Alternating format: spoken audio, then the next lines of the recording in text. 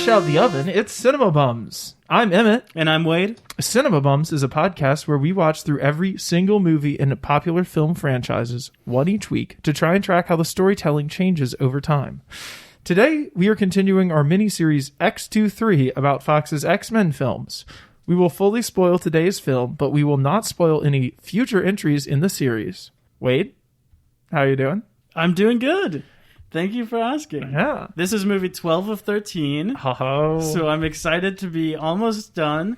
And this was the first movie I hadn't seen. So was that a fun new experience? It was. I was really excited to watch something new. Right on. Also, I think most of the movies I've been comparing to my memory of them. Mm-hmm. Like, what I've been evaluating is how I feel about them now versus how I feel about them the first time I saw them. Mm-hmm. And this was just like a totally fresh experience. Well, right on. Back with us today for the first time, we have a returning champion. I'm the first? She's Hell yeah. She's a writer, director, and camera woman extraordinaire. It's Beth Fletcher. She might be better known to our audience as the German location scout for Planet Harkonnen, otherwise known as Guide Prime, for Denis Villeneuve's HBO series Sisterhood, based on the Dune novels. I hope to God that that's prophetic. I hope so too. I hope that show someday comes out. Beth, how are you doing tonight? I'm great. Good. Glad to be the first returning. Our returning champion. Amazing.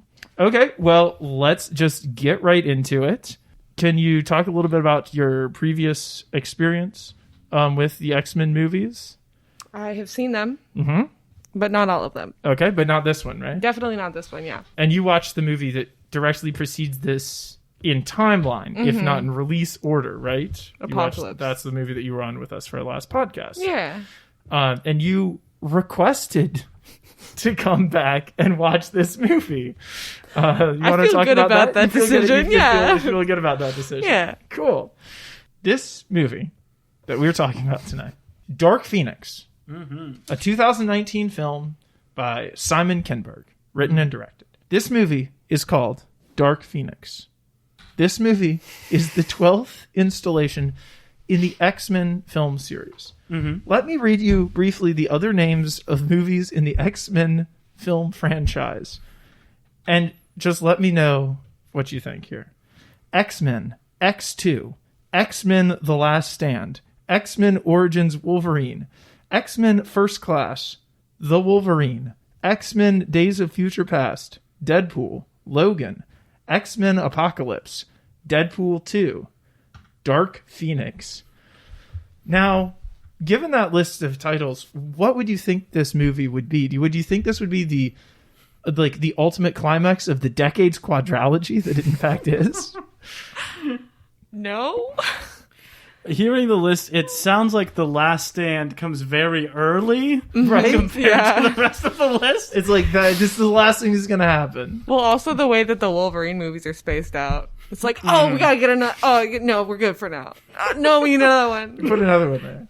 This movie is essentially a redo of The Last Stand in many ways, or at least of the source material of The Last Stand, talking about what happens when Jean Grey can't control her super powerful, even for a super powered X-Men. She's got even mega superpowers. And what happens when she can't control them, and she turns to the dark side, and chaos ensues. That is the general gist of this movie. It's about reckoning with the mistakes of Professor X in the past in trying to protect her from her power, which in fact looks a lot like manipulating and lying to her. So it's about the fallout of some poor parenting choices on his part as a stand-in parent. And it's also about her reckoning with her own power and what she does with that. It is loosely based on a run of the comics about the Dark Phoenix plotline, which we talked about back on The Last Stand. I'm in the middle of reading those as we speak, but it bears very little similarity to this movie in the actual, the finer points of the plot. So just the general vibe, she gets this superpower. There's aliens after her to get the superpower back from her, because why not? Now we're in interstellar world that the X-Men are living in now. That's a brief rundown of what this movie is about.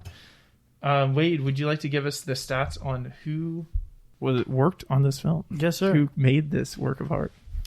This film was directed by Simon Kinberg, who you will remember for co-writing The Last Stand and writing Days of Future Past and Apocalypse. He also wrote this movie, which makes him the first writer-director. Okay. In the whole series? The first sole writer-director. Okay. So Mangold wrote his movies, but he had co-writers. So this is the first time that any of these movies has been written and directed by one person. This is also Simon Kinberg's directorial debut. The music is by Hans Zimmer, a man who needs no introduction by us. Maybe most notable for The Lion King, the Pirates of the Caribbean movies, almost all of Christopher Nolan movies, including the Dark Knight trilogy. He scored every movie ever made. That is correct. Yeah. If you've ever heard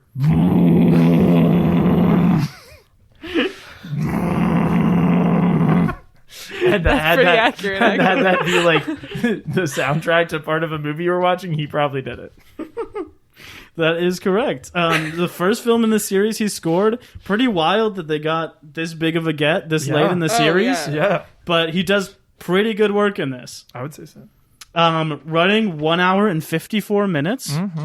This film, a budget of $200 million, which means that it would have needed $400 million to break even. It made $252 million. Jesus, rest Is that in internationally peace. or just? That's worldwide. So this is the third highest budget in the series, closely following Days of Future Past, which was 220, and The Last Stand, which is 210. And it is the second lowest box office. So the third highest budget in the series, and no matter how you cut it, it's the second lowest box office. Next to The New Mutants, which came out in a pandemic. The New Mutants came out this year in 2020. Yeah. Came out in Last 2020 year. and overperformed. This is by far the X-Men movie released in a normal landscape that made the least amount of money. Even the original X-Men back in the year 2000 made $300 million. Damn. Deadline Hollywood reported this as the biggest box office bomb of 2019, losing Fox over $150 million. A penny in the bucket. I mean, truly to whatever. them. It even opened to number 2 its opening week against The Secret Life of Pets 2. The Dark Phoenix Killer. Secret Life of Pets 2 beat this out. Is that That's the right. subtitle on Secret Life of Pets? The Dark Killer. I can only assume. It also, at the time, had a negative critical reception. It was regarded as being disappointed and anticlimactic for the end of the series. It has a 43 on Metacritic, which ties it with The New Mutants for the second lowest of the series. Damn. The lowest is X-Men Origins Wolverine with 40. The 43 of this movie compares to Apocalypse at 52 and The Last Stand at 58. Wow. Michael Phillips of the Chicago Tribune wrote in his review, "It's hard to even render an opinion on the discrete strengths and weaknesses of a franchise that has devolved to the point of Dark Phoenix. A lavishly brutal chore nearly as violent as the Wolverine movie Logan, and a movie featuring more death by impalement and whirling metal than all of the Saw movies put together." Simon Kinberg took responsibility for the negative reception, saying, quote, "I'm the writer-director. The movie didn't connect with audiences. That's on me." It was released June 7th, 2019. Emmett, what were the other movies released in 2019? All of them? All of them. Please read us the alphabetical list. Because I'd love to do a podcast where it was just me reading it off every movie that was made that year and being like flop or bop. Up, just like an up-down vote on every single one. No discussion. Like whatever. the Swedish men reading off the IKEA catalog? Oh my God. That's a podcast. Is it? Okay. All right. I'm going to go check that out later. But top grossing movie. A little movie. You might have heard of it. It's a little indie film. Who knows who the director is? He's some nobody. Nobody'd ever heard of him. He was just some kid off the streets. Two nobodies. It's just some kids off the street, some crazy kids with a crazy dream. They said, we're going to make this movie. It's going to be an event movie. It's going to be the 22nd movie in a series, and it's going to kick so much ass. It's going to be 3 hours long. It's going to be 3 hours long after a movie before it that was at least 2:45. And you are going to watch it twice in theaters because it is going to give you everything you want. The movie is Avengers Endgame. It comes in with $2.8 billion in the box office. Wow.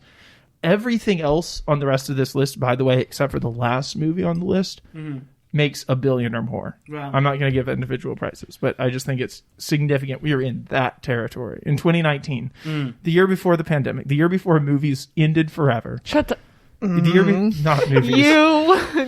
The year before box office hits ended forever.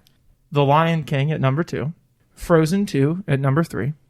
Spider-Man Far From Home at number 4. Captain Marvel at number 5. The Joker at number 6. Rise of Skywalker at number 7. That came out in 2019? Right? I think it came out Christmas of 2019. Which is also probably why it did so well. Although maybe also because it's like the best movie. Star Wars. Star Wars. It's going to kill. It's the first year we have had a Star Wars movie that isn't number 1. And what is it, number 7, right? Yeah. So, didn't do as well as the others. Yeah. Even Rogue One was like number 2. Yeah, I think which so. Which is wild. Toy Story 4, which I forgot came out in 2019, but I did watch in theaters and did think was a pretty great movie.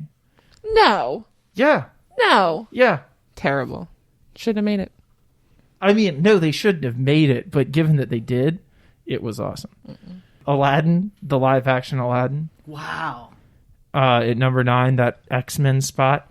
And Jumanji, The Next Level, made $800 million that year. Wow. In the category of best, we have movie, Parasite. Best director, Bong Joon-ho for Parasite. Best actor, Joaquin Phoenix for Joker. Best actress, Renee Zellweger for some movie that no one saw. Everyone's seen it. No, I'm kidding. So this is just like goes to this point that Wade always likes to make about how we award acting prizes based on does it look like the person. If you played a historical person, we can verify that you did very much look like the person. Renee Zellweger very much actually looked like Judy Garland. Let's not be pedantic. It's also sounding like them. Oh, well, true. You've got to do the voice imitation. It's called acting. Uh-huh. You are acting like that person. Exactly. Right, exactly. And how could you possibly judge acting if you can't look at what they're trying to be? Right. So you can do one for one. Like, that's what I have on movie stats from that year. I also have just a brief blurb from The New Yorker, where a guy said that it was a lot about apocalyptic movies in 2019. That people were really reckoning with like where our society had gotten us and like how everything like seemed pretty like on the brink of disaster. Yeah. On that note, well, Parasite winning is kind of a big deal, right? Does that make you happy as a staunch Oscar critic, Emmett? As a staunch Oscar critic, Parasite winning is good because it's the first foreign language film to ever win. Mm-hmm. It's a great movie. I do believe like this is a case where like probably the best movie of the year won. I don't know. Or just like a good movie won. Or like a good movie. Like happens. a movie that I would like to go watch. I like Bong Joon-ho. Mm-hmm. I really like the movie Okja. Have you seen other of his movies? No, they're you were wild. Was Mother? Mother was Mother was one of his, and then so good. I don't know. I just feel I think that's a good thing. So I don't want to dwell on it because I hate the Oscars. I don't want to be like, yeah, here's this good thing that they did. I don't think they need too much reward for all of that. I heard someone say they only voted for it because it made them feel okay about being wealthy because the wealthy people are the victims in that movie. And that made me really sad. Wow. The bleakness of they that really statement. misconstructed everything about I know. that. Let's jump into our binary system here. Oh, no. Beth, I know you're a fan of this. Dark Phoenix, the 2019 Simon Kinberg vehicle. Flop or bop? Was a bop. Hell yeah. Hell yeah. All right, wait. On the binary scale. Flop or bop? Flop. Okay. Damn, really? Yeah. Oh, yeah. Well, I am so curious to hear why, but... Oh, I didn't hate it. Okay. I think it's far from the worst movie in the series. I think it's... You gave Apocalypse. You gave Apocalypse a bop. No, I didn't. Didn't No, you? he didn't. I certainly You did gave not. a bop. Yeah, oh yeah. And then I didn't even give the original X-Men, which I think is a slightly better movie than this, yeah, a probably. bop. Yeah, you've been a critic since day one. Well, I think that I'm still, like, comparing these movies to other movies. Mm-hmm. I think, like, if we were just judging in the X-Men scale, it would be a flop because it's better than a lot of the others. You mean it would be a bop because it's better. Oh, yeah, sorry. It it would be a bop. flop because it disappointed the other movies that aren't as good. Damn. Emmett, flop or bop? Bob. Nice. Fox Studios has done it again. They've produced a passable superhero flick that if I'd known it was coming out, I probably would have gone and spent money on. Excuse me, again? Yeah, there's probably a couple of They others. made one before? Yeah, I think we might have talked about one or two good movies. Well, one or two watchable movies over the past several weeks. Yeah, I like it. Yeah. I mean, I would watch this one again, which is more than I can say for a lot of the other ones in the series. But maybe that's just because I've only seen it once. Yeah. So And you've seen all the other ones multiple times yeah, now. no, yeah, exactly. What do you like about this movie, Beth? Why is it? No, about- I want to know what Wade doesn't like about this movie. Okay, yeah. Not to say that it's all of it is perfect, but like, why a flop? I just didn't think, on the whole, that it really worked. Elaborate. I absolutely agree with everything you said. I think it's passable, and I think it's watchable. It's harsh. It reminded me of a couple other movies. Uh-huh. It reminded me of the original X-Men a lot, because this movie has scenes, which I don't think we've seen since the first two movies. Like, this is a movie that is made of back to back to back the whole way through a bunch of like 5-minute scenes of 2 or 3 people talking to each other about something. And it's been a long time since we've seen a movie like that in this series. For sure. That's pretty cool. I think to sustain that energy, it needs a little better writing and a little more complicated plotting. Because I think that a bunch of the scenes, by the end of them, you're just kind of like, I know where this is going.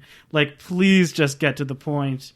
And I think you see some of the actors, particularly Fassbender and Nicholas Hoult, kind of struggling with the material. Really, like, them saddled with, like, that emotional weight. Like, they're the ones who have to make the speeches where they're staring off into a bottle of whiskey and talking about things, you know? Yeah. It reminded me of X-Men The Last Stand, obviously, which this is kind of like a loose remake of. And what I thought was interesting is that it doesn't seem to be like, let's tell a good version of the Dark Phoenix story. It seems to be like, let's make a good version of The Last Stand. Because it has so many sister scenes. Like, it has them going to her childhood home. It has the professor lying to her. Yeah. It has her killing a beloved good guy at the beginning, or at the end of the first act. I would say also, like the first movie, I think the biggest problem with that movie today is that the action doesn't look so good. True. Which is also a problem I had with this movie, with a lot of like suspicious CGI, and that just it is so violent and in such like an uncommented upon way. Yeah. Particularly the last like 40 minutes. We could. They're That's killing aliens, so it doesn't matter. exactly. Yes. They are. And They're let not me just. people. The body count on this is 48, Oh, Wow. and 43 of those are in the last act. Are like all in a single sequence, pretty much. And mostly aliens, but also some good guys and soldiers and stuff. But those guys are being killed by the aliens. Yeah, I mean, like, I'm not here to like talk. I'm just stating facts. I'm just saying, like, there's a huge jump between like 2 or 3 people dying in the first two acts, and then like A just a murder huge scene. swath of murders in the last That's 40 true. minutes. You know. Emmett, did you know that cops have feelings too? Oh, okay. Wait, can I talk about that for a second? Well, did you consider that? Did I? Because that's what they Okay, say. wait, let me. let me consider it for a moment, because there is that moment, and I'm just trying to find my notes on it. I said thumbs down to the Blue Lives Matter speech, but the boathouse behind the cop is pretty cool looking. There's like half a boat stuck like in the ground with the bow facing into the air, and it looks like a cool A-frame house. But no, thumbs down on this weird like pro-military, pro-cop thing in the middle of this. Mm-hmm. But then they also, like, if that's what they were trying to do, they also kind of bungled the serve on it, because at the end you're like, well, those guys were trying to kill her too. So it was like all kind of like, you know, like everyone at the end is trying to kill her, and everybody's shooting everybody, and the military comes in and tags them and like is putting them in like little choke collars. I don't know.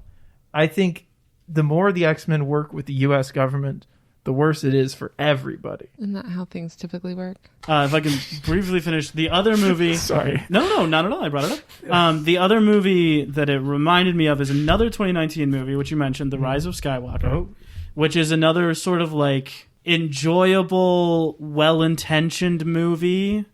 Another movie that is a sort of lackluster end of a long-running series. Another movie that puts the female characters forward in a big way, has like way more representation than a lot of the rest of the series, but ultimately is just sort of like not what you would want a grand finale to be. Also another movie that features a 2-minute long scene where two characters are both standing still trying to stop a helicopter from leaving. Where one character puts one arm out. Oh my god. And then a female character, and then a male character puts one arm out, and then the music rises and it zooms in on their faces, and then the female character puts her second arm out, and then the male character puts his second arm out. Does that happen in Rise of- Yes. And then it gets away. And then it gets Chewy. I will say it's slightly better here. It is. It is like slightly better, but in both of them, it's so dumb. I knew I recognized it. When I saw it, I was like, I've seen this exact thing before. Where is it from? Yeah. Okay. Wow. That's so cool. Technically, Dark Phoenix came out first, right? It did. And they were making it first, probably. Oh, yeah. Maybe. What do you think about themes of the ogre father and vampire mother in this work? Pardon? That sounds like a question I would return to you, Emmett. Yeah. Why don't you just ask yourself these questions?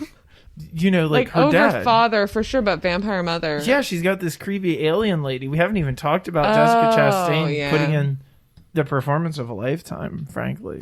Where she just doesn't blink or move her face at all. Any Acting. guesses? Any guesses to her name? Anyone?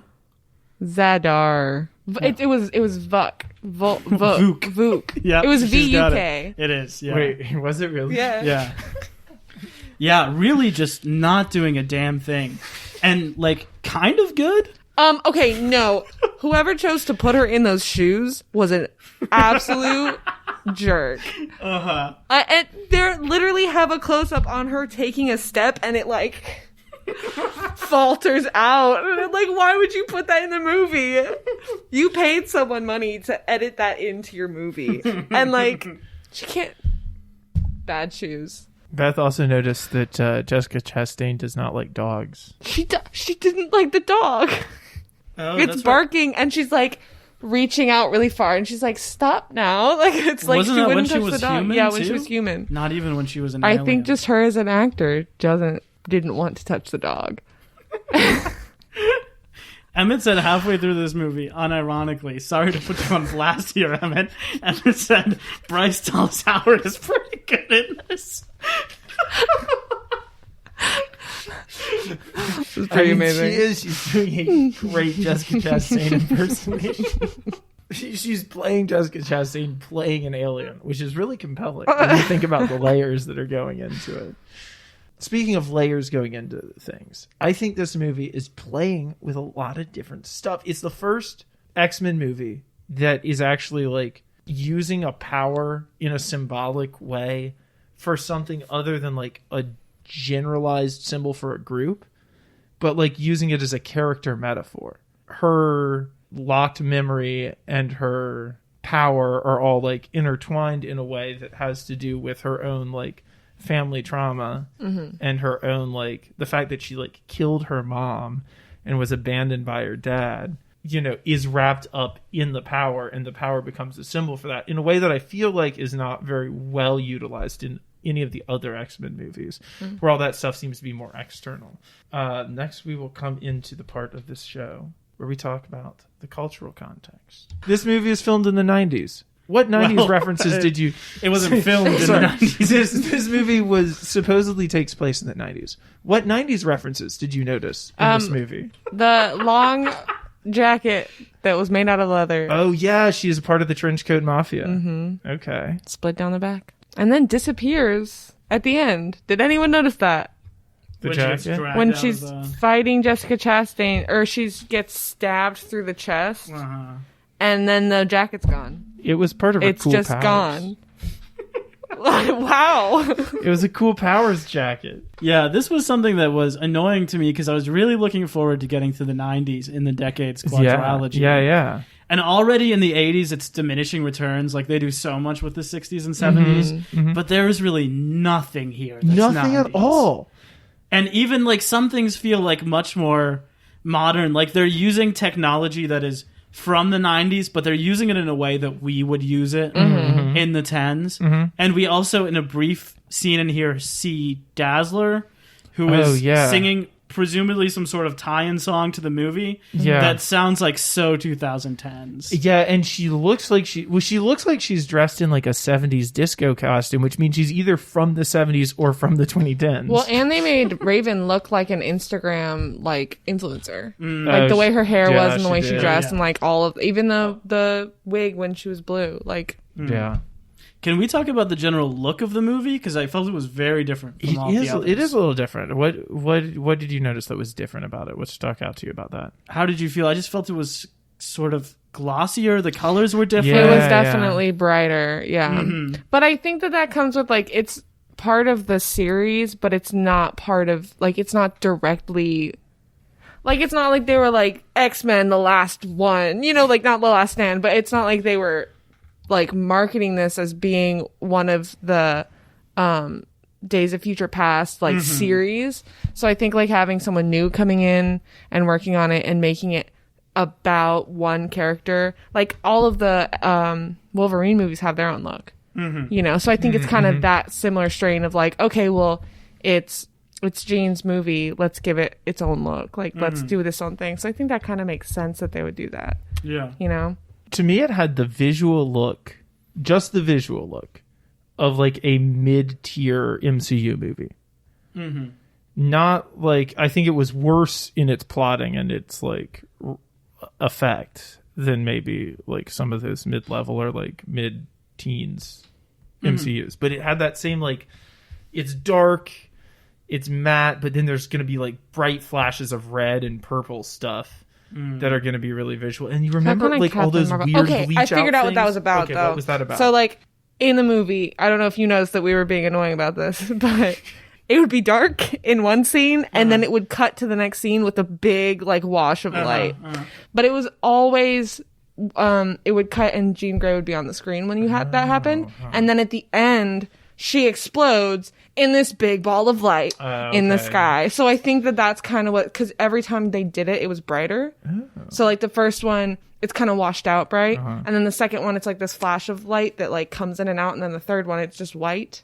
And then at the very end, she goes up and like in. That's so yeah, I think that was intentional. Look at that, reading the visual cues. It's like, it was good. It was weird though, because it's so bright. Yeah. So dark and then so bright. It also was a lot more like human scale than, I mean, especially than Apocalypse, but even than the other movies in this franchise. Like, so many shots of hallways and like street corners. Even just like the way they shoot it is where like you're seeing less of the environment. I don't know if it necessarily felt cheap. I mean, we know this was more expensive than almost any other movie in the series to make, but it did feel like it was just like a lot tighter on everything that was happening than kind of all the other movies have been. We never really understand what any of the alien stakes are, so the only thing we really care about stakes wise is like what happens to Jean Grey and like the couple other members of the team. Also, I think there's a big tone shift in this movie when they kill Mystique. And it happens pretty early on. Yeah. Like, before that, it feels pretty poppy and pretty fun. Even though, like, she has this tragic backstory, you're like, yeah, but all the X-Men have some tragic backstory, so whatever. Like, she killed her mom. Okay, whatever. But we're 20 minutes past that. And then all of a sudden, they kill her, and it kind of slows down for a good maybe 10, 15 minutes. You know? I disagree that it was more poppy at the beginning, because I was really excited when it started off, because it was like, oh, Charles is the bad guy in this. Like, Charles is going to be villainized in a way that we haven't seen before. And I was kind of like, I think that would have been a cool dynamic to see, like, more of an internal conflict in that way. And then Mystique dies, and then it's like, oh, but Charles isn't the bad guy. These aliens are the bad guy. Right. And that to me kind of felt like a sellout a little bit. Like, it was like, we're going to do something cool. And then maybe someone came in and was like, no, you're not. And, you know, so it's like that kind of killed it for me. But I felt like it was a lot, like, darker at the beginning. Yeah. Like, it could have been a lot more, like, bleak. Yeah. Did you notice that there was a scene of Jean Grey sitting in a street corner while it was raining, crying? No, she was behind a dumpster. Right. Did you notice that there was a scene of her in a hospital bed that's shaped like a cross? Oh, when they have her pinned down on the train? There's a lot of Jesus imagery in this. I'm just not sure. Savior I'm just bringing it character. up because I wasn't sure if you guys caught it, but there is a lot of subtle symbolism in this movie. Yeah. What other subtle symbolism did you catch? Well, there's a scene where Hank is upset about the death of Mystique. And you see him for like 30 seconds staring at a glass of water on the table. Huh. That is pretty deep. And then the old man comes in and he pours himself a drink, which is also pretty deep. Wait, There's a scene are where these jokes? These are jokes. Vuk is choking Jean Grey. Oh yeah. And then as like a transfer of power, there's little symbolism, and Jean Grey, instead of being choked, makes her choke her. Yeah, exactly. And then that's how she beats her. It's all about the symbolism of power states. Yeah, there's a scene where they make Professor Xavier, a man who can't walk up the stairs. That part was messed up. Yeah, that was horrible. That part was really horrible. And that is like right out of the comics. That's something that I feel like Cassandra Nova does to the Professor at some point. So it's not from this run, but it is like her humiliating him over like the legs thing is like definitely an image from the comics. That's the bit where you're like, oh yeah, this is the guy who wrote the Auschwitz scene in Apocalypse. Oh my god. Yeah, he's back. Oh my god. Same dude. Yeah. Damn. Anyway, I just wanted to point out some of the symbolism you Some might of the have missed symbolism in this movie. in this subtle movie. So, wait. I think this would be a great moment to segue into the behind-the-scenes drama.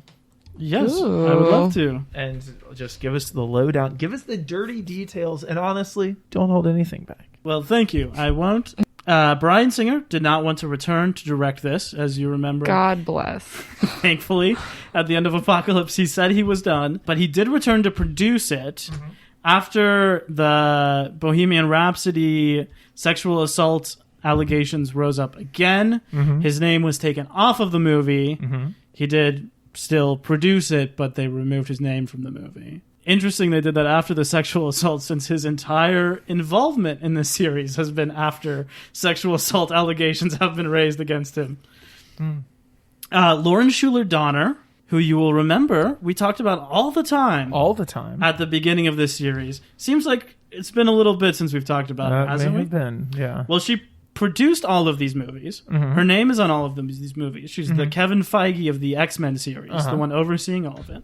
After this movie, it came out that she has been receiving producer credit on all of them honorarily, but the last movie that she worked on was Days of Future Past. After that, she left due to some creative differences.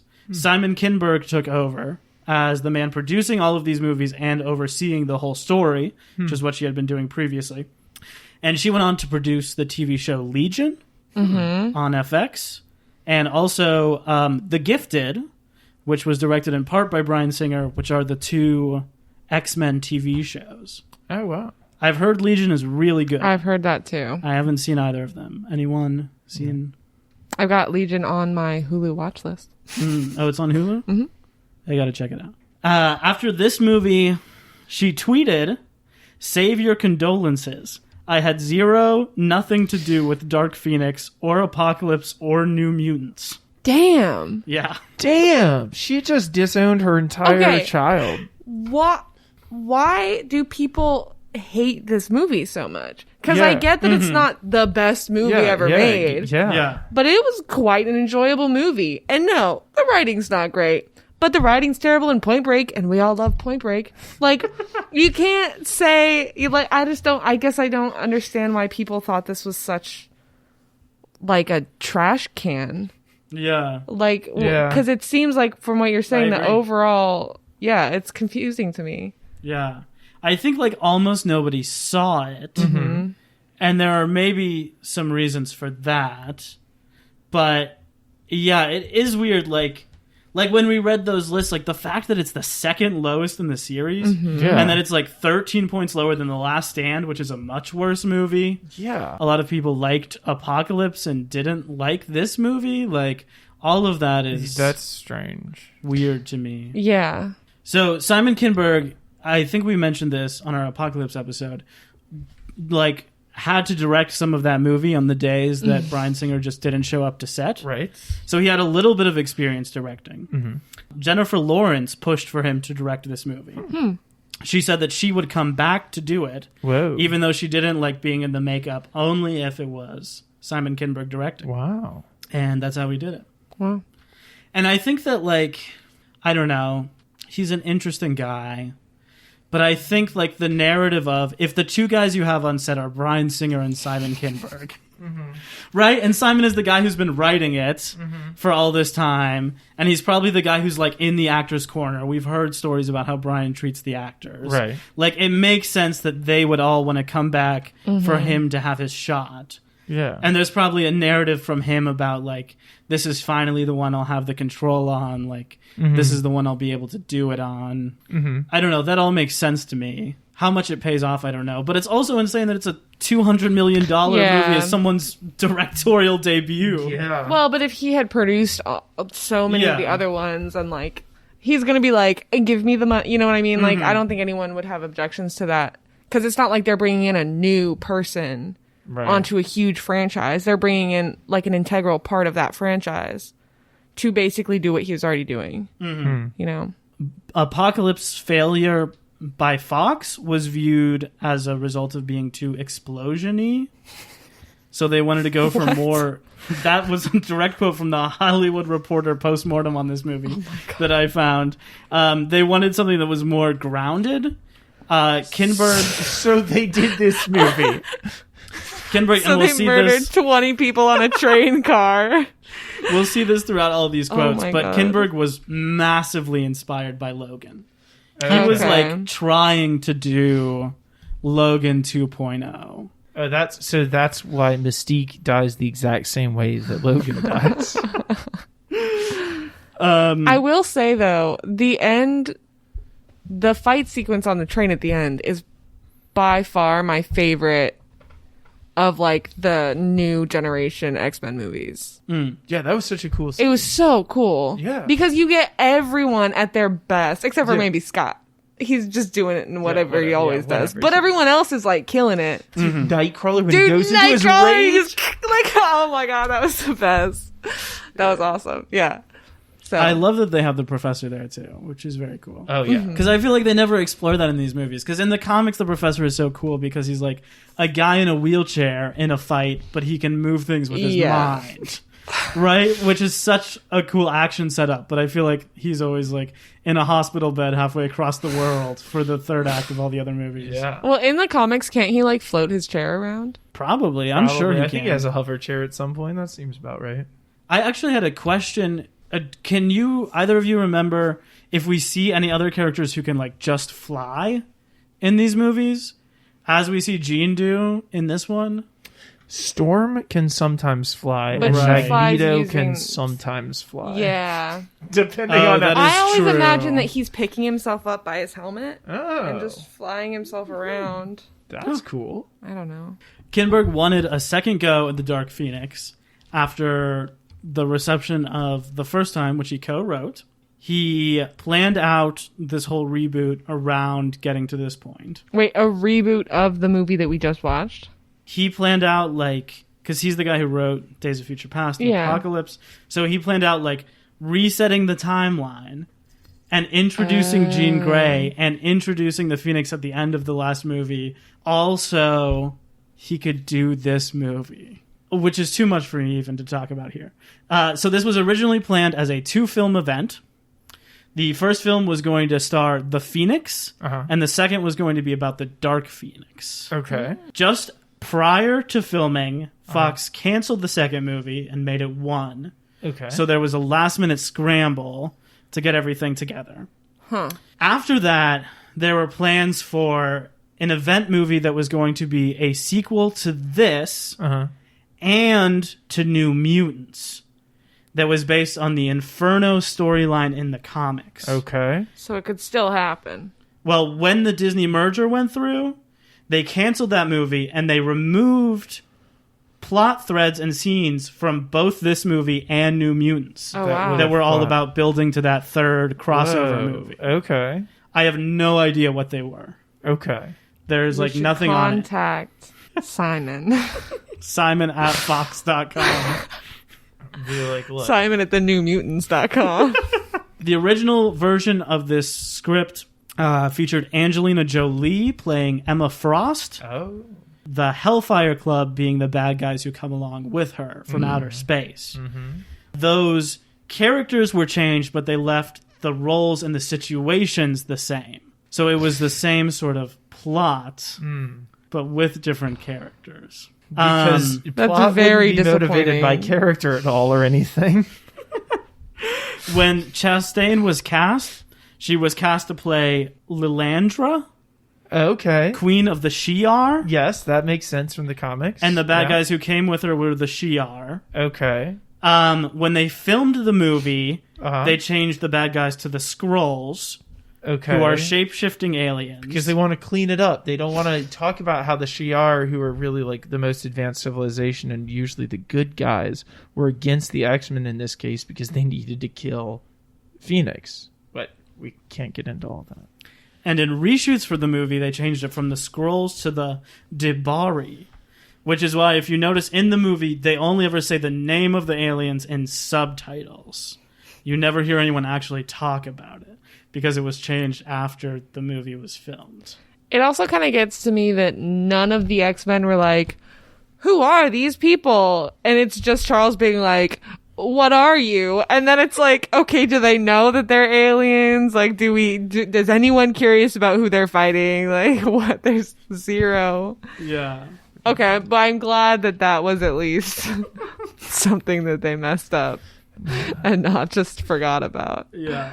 Emma, is there any comics related stuff? I mean, how does that strike you, having read some of it, with the Phoenix and the Dark Phoenix separate and that sounds much all of that stuff? That sounds like that was probably a lot closer to the comics, especially if you're bringing the Shi'ar into that, because they're a major part in the comic line of like how all this plays out.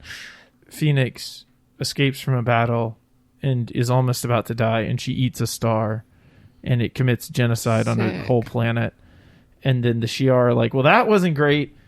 We need to kill her now, please. X-Men, hand her over. And the X-Men are like, no, we'll go down swinging. We're Americans. And they don't hand her over. Charles is an American.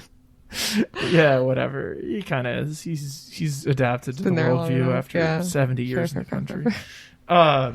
And they don't. Wait, and so then would she Phoenix dies anyway just be because she sacrificed herself, because she always sacrifices herself. Classic? You know. Would Phoenix just be backstory then? Like, if they had done this as 2 movies, would it have been Phoenix and that is Jean Grey's backstory, and you're setting up the whole alien plot, and then Dark Phoenix is she eats the star? Or, like, how would that have been a whole movie without her being Dark Phoenix? Wade has as much idea about that as I do. I mean, if they were going straight from the comics, there's other stuff to pull from. There's, like, enough stuff to pull from, and, like, stuff about the Hellfire Club and how their involvement works. But I don't know anything about whether they actually did that or not. Yeah, there was just a quote from Claremont, who had read the scripts and was like consulting on them somewhat, that the first movie was about like showing you the amazing, unbelievable power of Jean Grey.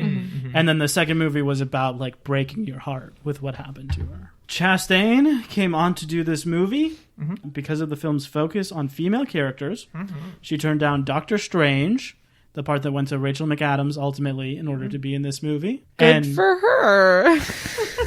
And she must have liked working with Kinberg because she chose him to write and direct her new movie, The 355, which is a spy movie with her and Lupita Nyong'o and a few others. It is so not surprising because when is it ever surprising? But like kind of on one hand disappointing that they didn't get a female director for this movie. Especially like 2019. You have like Wonder Woman and Captain Marvel and all these movies who are being headed by female directors. And then this one is this guy. But it is very female forward. And then like Jessica Chastain coming and being like, ladies, but it's still like a dude director, but they all seem to love him.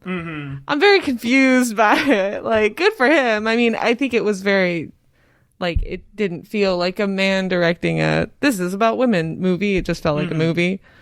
But I don't know. It's like, I guess he got to make that decision as the creator of the movie, but it's weird. Yeah, absolutely. The film was originally titled X-Men Supernova. Oh. It was then changed to X-Men Teen Spirit. Oh, no. I like that one. I don't know if, like, I would be happy with that being this movie, but, like, if a movie was called X-Men Teen Spirit, I would be so excited. It would have to be like want- Sky High, but with the X-Men. I would want them to spend more time being like sad on rainy city streets and listening to Nirvana if you're gonna do that. No. Oh, well, yeah. Just like any time spent listening to Nirvana. Any time spent listening to only any rated. 90s band at all in this movie would have been truly welcome. Yes. They should have ended it with Closing Time. Oh, they really should have. It would have been appropriate. And Eric and Charles. But like a French cover of Closing walking Time over off them, to, yeah. I know who I want to take me home. They grab each other's hand. Oh, It goes to black.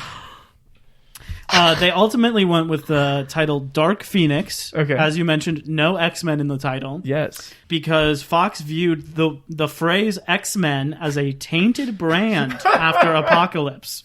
So they dropped it from the title. Oh my god. That's hilarious.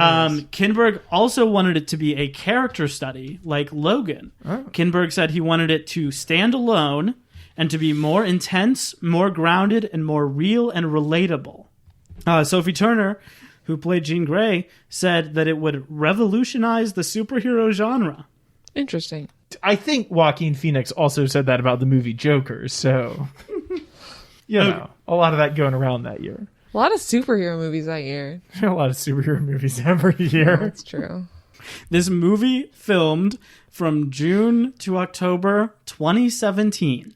That sounds right. It was going to release November 2018. Okay. In March 2018, Fox pushed the film to February 2019. This was because they had had several test screenings of the movie where the audience reacted very poorly to the third act. Uh-huh. There were lots of reports that scenes that were supposed to be serious in every showing would like result in the audience bursting out in laughter. Oh my god. That's amazing. It was also changed due to similarities to another 2019 movie that is set in the 1990s and features a female hero and has Skrulls as the bad guys. Oh, huh. Captain Marvel. I'm glad I'm not the only one that was like, this seems really like... Well, apparently the ending was too close. Oh my god. So the entire last 40 minutes of the movie are entirely reshot. Nothing from when they are on the train until the end was in the original film. Oh, that makes sense. And it was entirely different. Everything up until there was the same. I'm glad because we got the train scene. Yeah. The original ending took place entirely in space, and it had the Skrulls as the bad guys. It was like going into like a full-on huge cosmic horror sort of thing. Oh, hell yeah. That would have made more sense with the title Supernova. Give us the Kinberg cut. There are like a couple pictures floating on the internet of like people who went to those test screenings. There's one of like Cyclops in space with like his eyes open because Oh, Jean has God. like made him Yeah, that's so cool. get over his powers somehow. I don't know. Give us but- the Kinberg cut. Please don't start that. Please. I mean, that's the big thing about this movie. Yeah. And that's the big reason why it cost $200 million is because they reshot 40 minutes of it to be something entirely different from everything that was before that. Oh, interesting. Dark Phoenix original ending would see Jean, now able to control her powers, blast off into space to face off against the alien armada threatening Earth. The armada would swarm and overpower her, forcing her into her most powerful form, the Phoenix. Oh, what? Does sound familiar. Yeah. Sounds very familiar. Wait, is that what happens to Captain Marvel? There's just a lot of similarities. Okay, I gotta watch Captain Marvel. It's bad. A very strange farmhouse comedy, but like worth watching. So they were trying to come in on the February 2019 date. It got pushed by Fox directly by James Cameron, What? who wanted the film he was producing, Alita Battle Angel, to move to that February spot. And all of the X-Men people pushed hard against it. Simon Kinberg said, please, we didn't make it to be a summer movie. It's not a fun blockbuster. It can't come out in June. But what James Cameron wants, James Cameron gets when you're the man who has directed the 2 highest grossing movies of all time. Wow. Why couldn't they release both of them? Beats me. But it was like mid promotion of this movie. Like they put out a trailer that said like whatever February, and then like a week later they were like, actually it's June. So that was considered like the final... every week I've spent last year waiting for Dune to come out. It's like, God. nope, Nope. nope. Yeah, it was considered the final nail in the coffin. No, Well, yeah, I no understand wonder it that. didn't make any money. Yeah, people on the internet would have been pissed. Or people in the general populace would have been like, "Ooh, when is it coming out?" Or, "Oh, we missed it because it was in February." Like, because they had no Yeah. marketing for it after that, right? Yeah, not Like- much. There was a quote from Fox that said that like much more people knew about Rocket Man coming out than their big superhero. Oh my movie, god. which was like a different scenario for them than they were used to. Well, last thing is just about the marketing of this movie. 2 notable things. First of all, in the trailer for this movie, they showed Mystique getting killed and it showed everyone at her funeral. What? So that was out there like a year plus before the movie came out, Okay. which was pretty wild. It's a 3-minute trailer. Yeah, for real. Kinberg, when he was asked about it, said, the thought process behind that was to show that this is a movie that is unlike other X-Men movies. It's a movie where shocking things happen, where intense, dramatic things happen. People don't just fall off buildings and dust themselves off and walk away.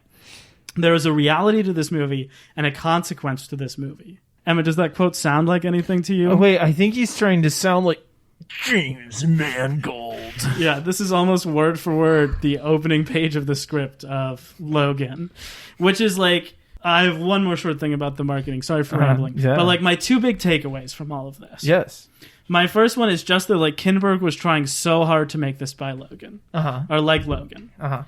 And my other one, I think when they reset the universe, which was so wild at the time, Yes. there was a lot of excitement about like what they were going to do with that. Yes. And I think I personally thought we could see like completely wildly different takes on characters that we knew. We could see wildly different types of movies within this universe. Yeah.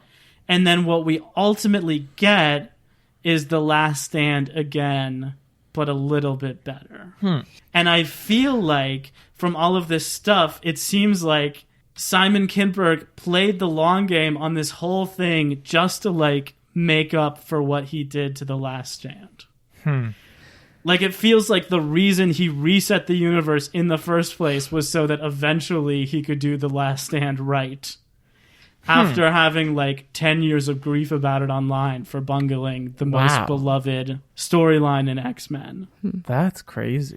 It's just like wild to me looking back on it that like all of that huge promising thing was for this. You know, the hints have been there all along. I think it was Logan in X-Men Origins Wolverine who said, "There's no redemption where I'm going."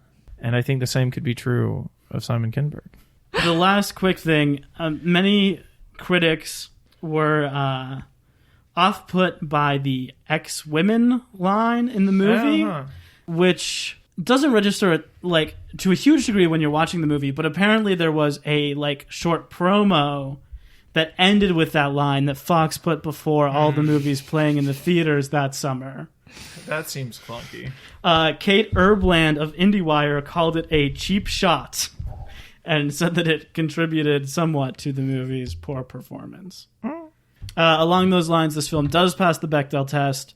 It has more women talking to each other about things other than men than probably any movie in this franchise. Yeah. That was refreshing. Probably that and the Wolverine are the two. Now we're going to slip into the continuity corner briefly on this movie. I'd just like to note continuity things. Apparently this movie is the last in the full series. Like you said about your point to like what they could do after resetting the timeline. We never get a movie that happens after the reset of the timeline in the 2023 zone, so you never get to see what anything we could do. be.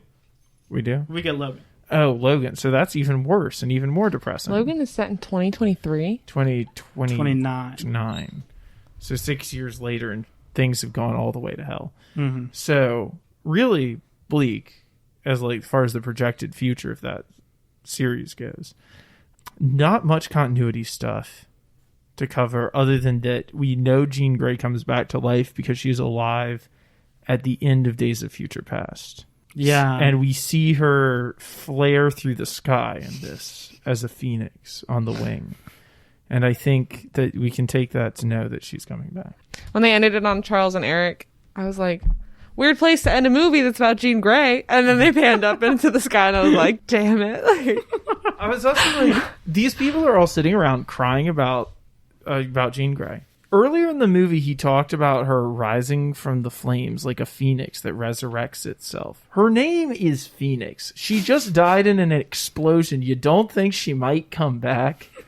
That's kind of the just whole a little thing. bit too obvious, Emmett. Oh, it's a little too... I would add that to Wade's list of symbolism that is running heavy throughout this deep film. symbolism. Also, to your point, Beth, about the two of them at the end, I think...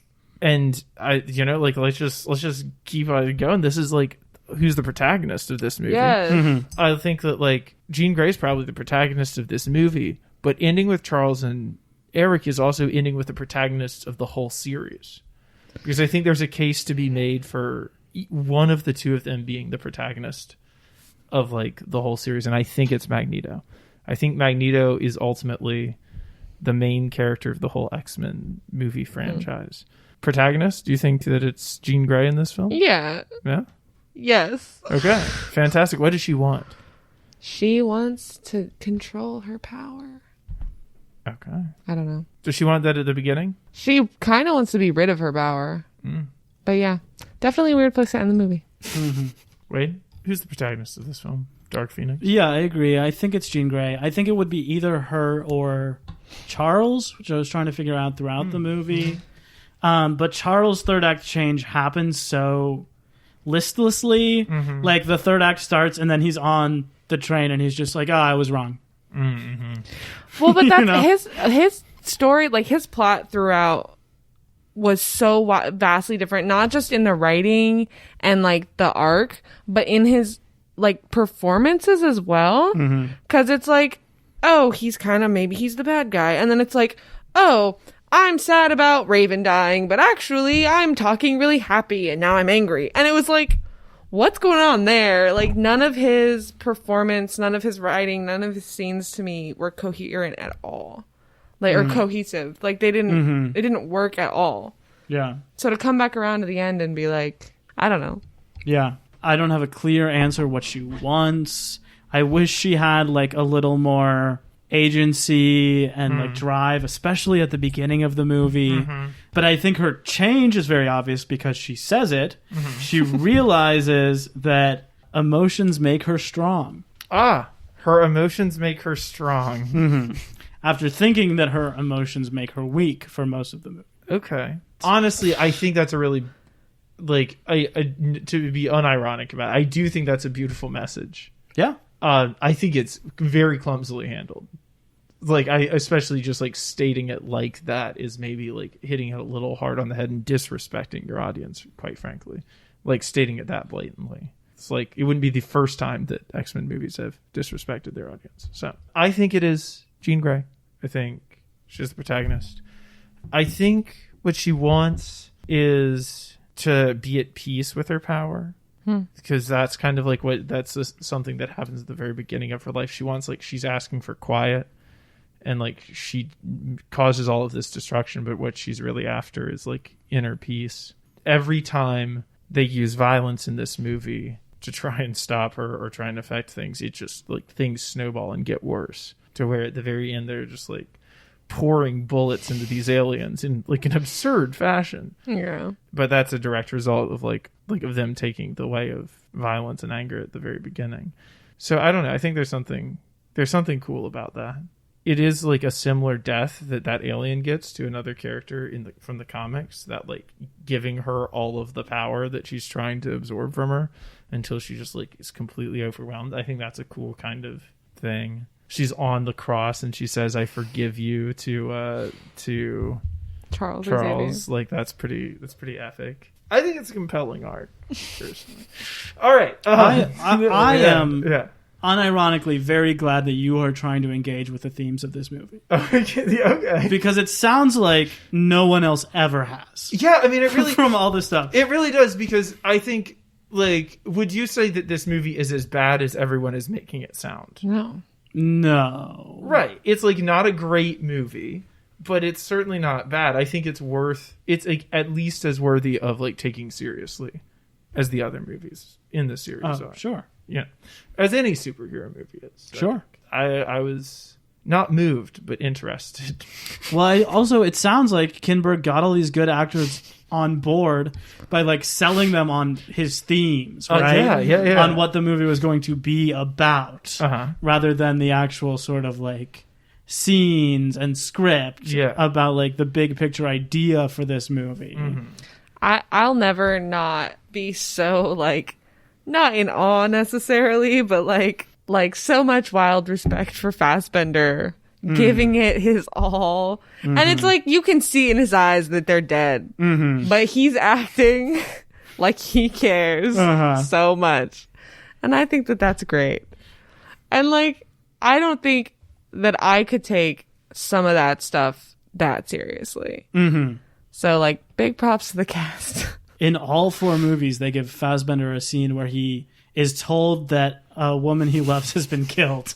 Unbelievable. We watch it on his face every time. It's the same look every time. He brings it every time. He brings it every time. Somehow. And this movie is such an interesting, different take on Magneto, too. It's like, he's older, he's sadder, he's put away the helmet. Yeah, he's in his 60s. I did have a little bit of beef, though, that it was like, I've tasted vengeance and it got me nowhere, and then immediately switches into I have to murder this bitch, and then immediately switches back into no, we're protecting her. It's like but Beth, he had a change of heart 3 times in the last 45 minutes of the movie. Just like the studios. I thought it was brutal to hear and uncalled for, but probably true, when he says, "Charles, you always say speech, and no one cares anymore." Beth, who is your MVP OTP? Your most valuable player other than Phoenix? Oh, interesting. See what they did there? Most valuable player of this movie or in my heart? Yeah, either. Both, but just choose one person. Uh-oh. I need come back around. Okay. Wait. Mine was Eto Essendo playing Jones, Vuk's second in command. I thought he was really good. I thought he had a compelling look to him. Okay. They start with that like close-up of him at the White House, and I was like, oh, who's that man? Huh. And then you slowly, I don't even know if he has a line in the single movie, but he's in like alien speak, I believe he does. He had a couple more than that. And he has the one in English. He has like the 2-line scene with Chastain. I think he looks really cool. I think he's compelling in the action, and he is different than what we see in a lot of these movies. Yeah. Beth, do you know yours, or should I go to Emmett? Maybe go to Emmett. I'm kind of torn. I'm kind of... Okay.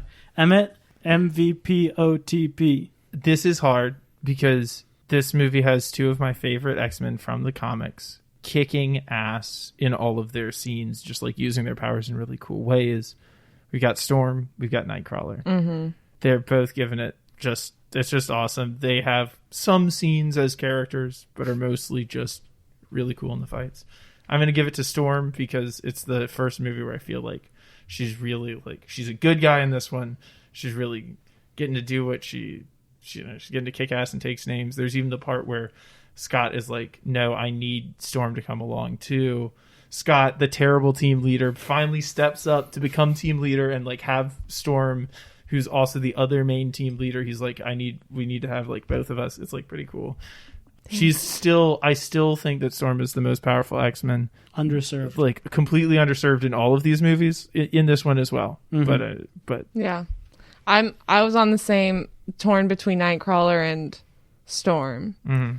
But yeah, they're not really in it at all. Yeah. But every time I think about the X-Men, I think about Nightcrawler. Yeah. Every time. Because he's so cool.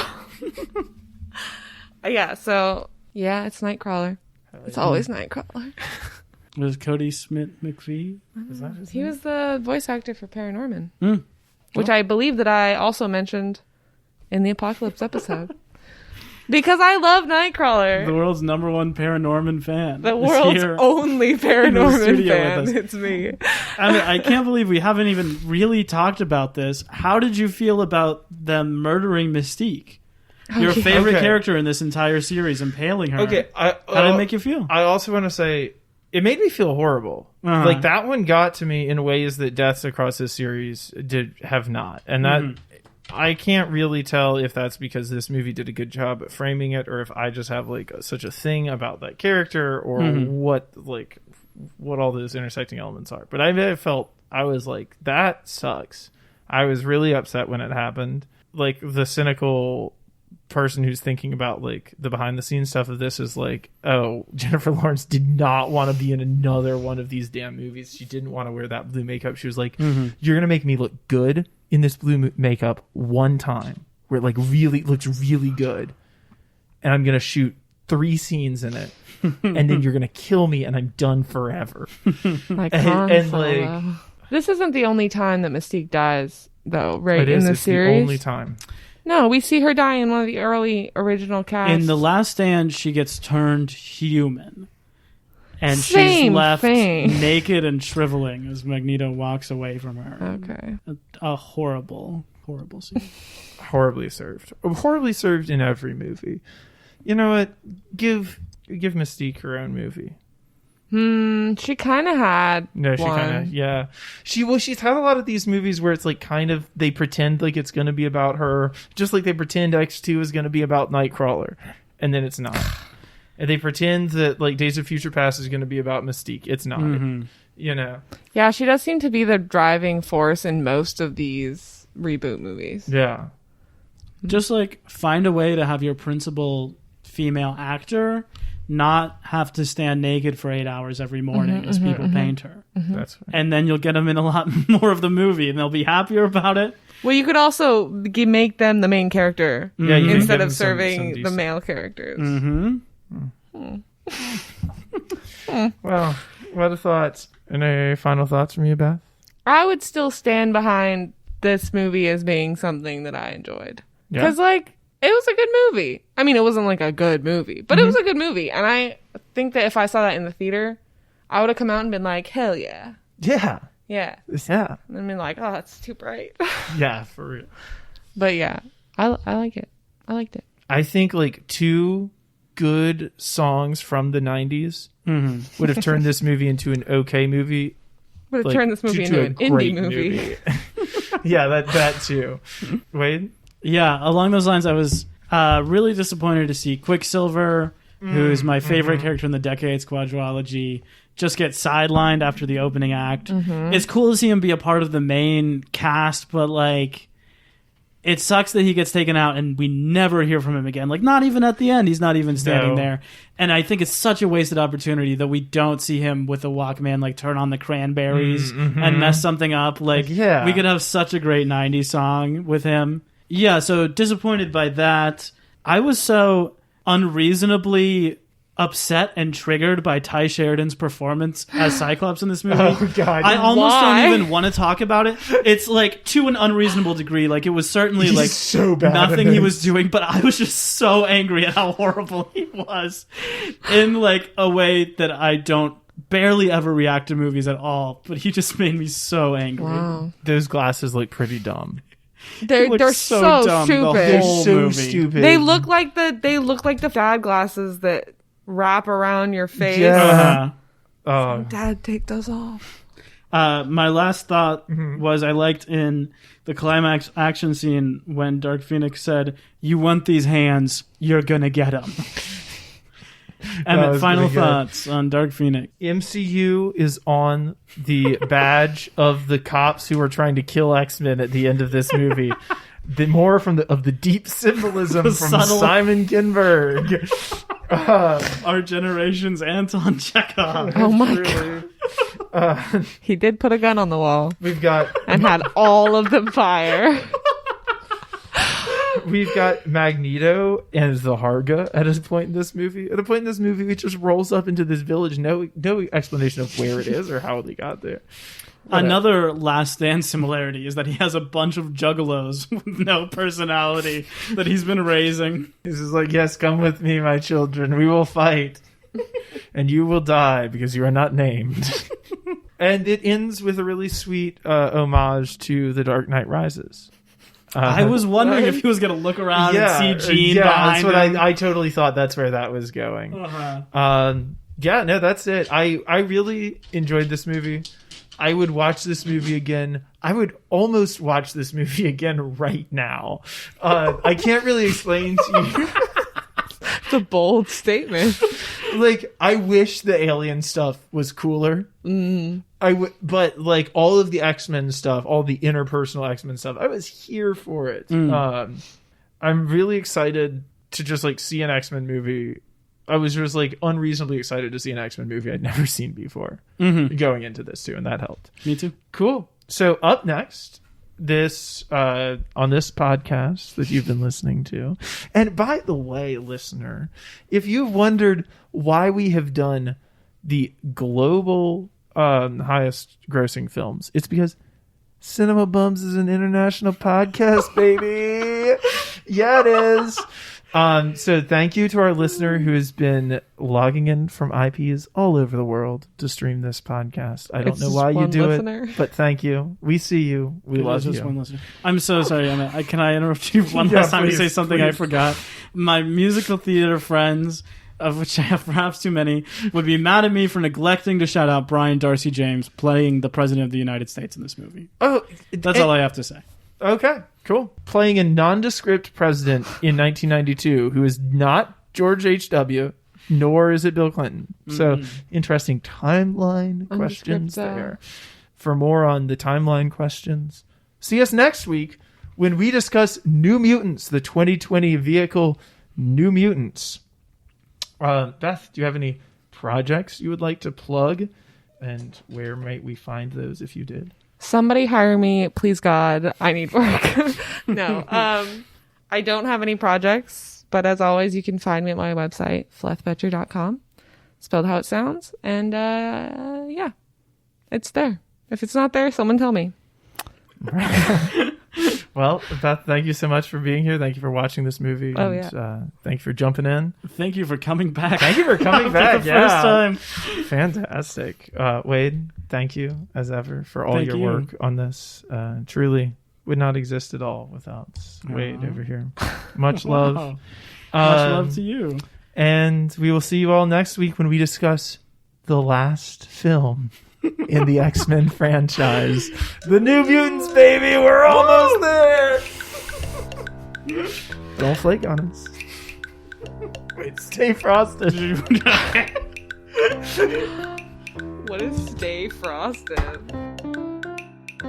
Cinema Bums is a production of DKG Podcast. It is created and produced by Wade Lawrence Holloman and me, Emmett Temple. Wade also edits and mixes this podcast. Our theme music is by Zane Holloman, who you can find on Bandcamp, and our show art is by Autumn Beckner. Our social media is managed by Laura Bennett. If you like what you hear, please tell all your friends and leave us a 5-star review on Apple Podcasts, the 2 best ways to spread the word about our work. You can also follow us on Instagram at cinemabums or email us at cinemabumspod@gmail.com. Don't flake on us. We'll be back next week.